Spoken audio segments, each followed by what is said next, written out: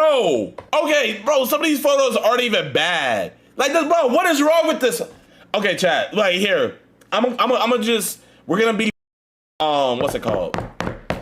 We're gonna be like neutral parties. I sucked a in a football stadium full of people once. God fucking damn it! Fuck! What the fuck, man? Hey, what's going on, ladies and gentlemen? We're back again with another YouTube video. So, we got some stuff to talk about with the Logan Paul versus Dillon Danis. So, all this revolves around the YouTube boxing scene. I know a lot of people don't respect YouTube boxing. I got mixed feelings on it because, one, I think it is extremely corny sometimes, and I think a lot of YouTubers out there don't really have much skill, so it makes a very boring thing. Unless you're a big fan of that YouTuber, it makes for some pretty boring matches. However, I can still respect the idea of it. I can respect anyone who can get into the ring, and I can also respect the fact that it does bring in a lot of viewers and a lot of money. There's a lot of people I know that never even touch boxing until their favorite YouTuber started boxing. But at the end of the day, people laugh at it a lot. It's pretty corny to an extent. It can make money, but sometimes it can't make money, like the iDubbbz charity match. It really depends on how you promote it. So basically, right now, speaking of promoting, Dillon Danis has been putting the whole entire night, because it's supposed to happen October 14th, on his back. So if you guys don't know, Logan Paul has recently gotten engaged with his fiance Nina, in which Dillon Danis has targeted Nina specifically when it comes to the shit talking, because as you guys know, if you want to sell a match, you got to kind of shit talk a little bit. If you got some personal stakes in the match, more people are going to watch it. That's just how boxing works. If there's some personal stuff going on, people are going to watch it because they're going to see some raw fighting. That's what happens. Even though I think a lot of it is fake, and I think a lot of it is just drawn up, and I think at the end of the day, Dillon Danis and Logan Paul are probably just going to be like buddy-buddy after the fight, like most boxers are, but we'll see. So basically, Dillon Danis has been targeting her, and for whatever reason, maybe because she's a complete and utter hoe, it seems like he has tons of ammunition with Nina being with multiple other men previously. Obviously, this is a kind of a no-no. You don't really go into personal stuff like wives, kids, husbands, whatever, when it comes to boxing itself. But Dillon Danis has not hold back at all, and it really exposed Logan Paul as being a complete cuckboy, because he's been exposing a lot of the times where he's like buckled to his fiance. There was one picture too where he's like, "I'm a man," and she's like, "You're a boy, man." Like, are you seriously gonna let your fiance say that to you? Like, that's some Will Smith level of letting your wife just run you through the dirt. Like, that's pretty fucked up. He's also posted a lot of other stuff too of her being with other men. There's one of her kissing another guy, which Logan Paul came back with a picture of him kissing someone else, which is weird because it's like you're really gonna come back with that. Of photoshopping the picture of your fiance tongue fucking another man and just put it with him and what was it, Conor McGregor? Like that's pretty weak sauce.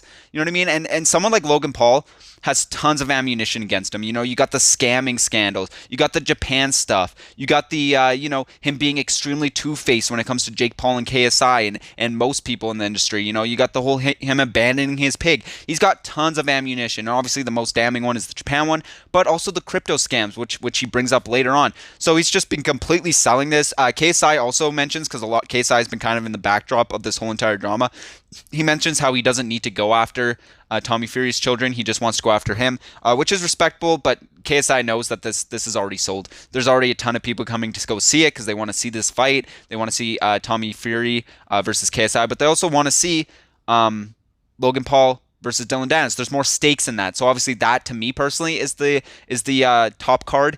You know what I mean? So he knows it's already sold. He doesn't need to do much selling. He didn't really even talk shit when it came to the press conference. And that's what we're going to get into now. The press conference just happened, I think, yesterday or a day before. And I watched the Jidion live stream, which Jidion is going to get wrapped into this because he did have some altercations with Logan Paul. But basically, it's what you expect. Dillon Danis came in with this fucking, the alien hat that Logan Paul had in the forest. Probably haunts Logan Paul's dreams to this day. Logan Paul came in with a picture of Dillon Danis being choked out by a bouncer, which I thought was really weak sauce. Yeah, on one hand, it's like, dude, it's kind of embarrassing. If you're a professional fighter, you shouldn't be getting choked out by bouncers or anyone, any regular people. But at the same time, you could assume it was at a club, so he was probably hammered. I'm assuming he probably wasn't all there, so that's kind of fucking weak sauce when it comes to stuff. He also brings out a cake Dillon Danis knocked out, which is like again kind of weak. I mean, it is what it is. These press conferences are always corny. It's always like fed up and people throwing shit. You know, we had Joe Fury, who was kind of the voice of reason at the start, and then he started throwing tables. And yeah, it was entertaining. I will give him that. Some of these events are very entertaining, but there was a lot of weak sauce in it, like KSI, you know, just completely memeing on the event, you know, saying like, I know Victoria's Secret and shit, and I'm different. And you know, KSI just kind of being a goofball, which is you know, right up his alley, which is weird because it's like he's trying to get off this persona that he's the nightmare, but then he does goofball shit, you know. But I mean, it is what it is. But the main thing that happened from it is you know, Dillon Danis didn't end up being able to face off of Logan Paul. I guess Logan Paul didn't want to do it or something like that. But the big thing is the afterwards, when Logan Paul was walking away and Jidion caught up to him and then pretty much said the remark of like, do you want to switch seats? Which is a callback to when Logan Paul asked Jidion to switch seats. It wasn't that big of a deal, but then Jake Paul was like making fun of Jidion because Jidion complied to the request. I'm not a fanboy like Jidion, who's like, oh, yes, Logan. Oh, yes, Logan. I'm your own brother, bro. We can go like a decent human being would if Logan Paul requested someone not to film him. The decent thing is to probably not film him, you know? So Jake Paul was like making fun of him, making it seem like you know, he was a complete bitch for doing that. And then Logan Paul didn't defend him at all, yet he will defend KSI through the teeth because he's his business partner. So obviously Jidion's pretty upset about that. He was just trying to meme on Logan, and Logan got really aggressive with him. Quick interview. Okay. Logan, can we switch seats real quick?